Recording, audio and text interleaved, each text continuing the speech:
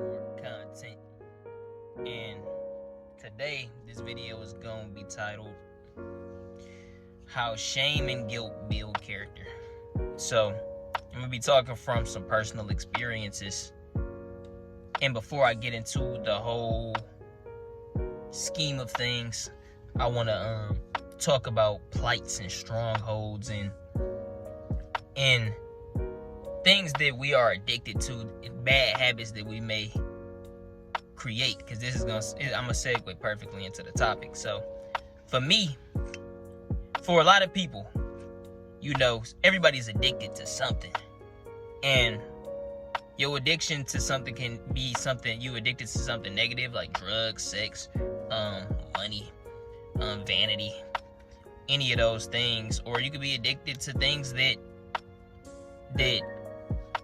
support and help you out within your life, things that mean something to you, things that are really going to propel you forward.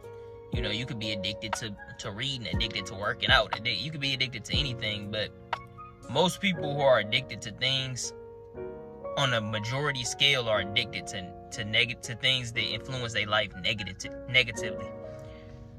So for me, the thing that my stronghold was on my life for a very, very, very, very long time, since I was 4 years old, was pornography. Like, I got into it at a young age, and up until I had turned 17, 18, it really, really affected my life in a drastic way. And when I was coming into this truth, when I was coming into learning who I am, self-reflecting every day, I realized this is not it. Like, when you really take the time to yourself and really recognize what you're doing to yourself, how you feel afterwards, you realize this is not it.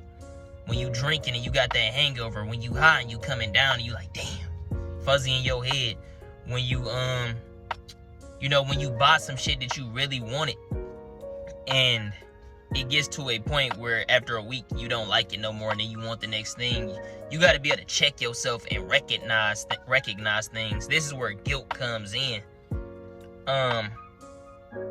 So guilt is the thing that God gives us. Guilt, I've come to understand, after praying for more understanding in these days, guilt is the thing that is given to us by God. And you'd be like, well, why do God make us feel guilty? Feeling guilty, feeling shame is not good. It is a good thing, because it shows you that it gives you a chance to show you the error of your ways. It gives you a chance to be like, when you go into bed at night thinking about it, or you feeling like you ain't in the mood to do nothing, you kind of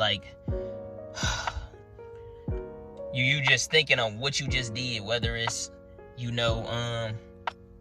just had sex with a thotty, or you as a woman, you just gave your body up on some random stuff, or you just did this drug, you just fell into peer pressure. It make you be like, why did I do that type shit. It makes you have to self-reflect and really go within. The thing is, a lot of people, they use things to try and cope with guilt and they shame. They'll be living their life in a wicked way, or be doing things that are a detriment to their spiritual growth, physical growth, or mental growth, or even social growth or financial growth. And then they'll be like, well, I'm gonna just go drink it off.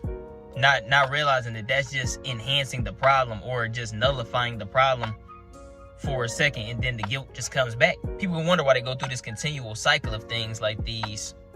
And it's because you have to recognize and use that time when you feel guilty to understand, okay, why do I feel like this? What is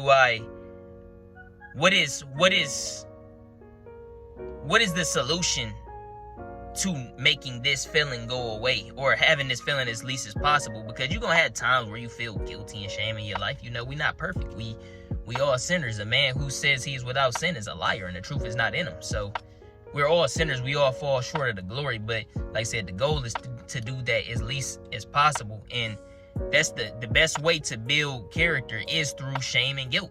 Is through when you do something that you're not supposed to be doing on a subconscious level. Because a lot of people, they're not taught certain things that they're not supposed to do. You would think some of this shit be common sense, but for a lot of people it's not. They weren't taught. That's not how they were raised.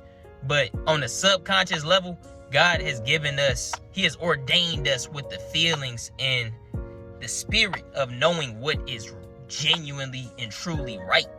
And that's why we feel guilty over certain things. Now, if you an empath and you somebody who you really enjoy, you really can feel like what other people are going through, you know, guilt can kind of be a detriment in certain ways. And it's also good to recognize that. Like if you see somebody going through something and they putting themselves through that situation and you just really want to help and you keep enabling them, like it's a balance to it. It's balance to life. I got videos on here from the past where I talk about balance and all that type of stuff. But in this case, the guilt I'm talking about is guilt that come from doing things that don't necessarily improve your mind, body, and spirit. You know, stuff that actually takes a toll on it.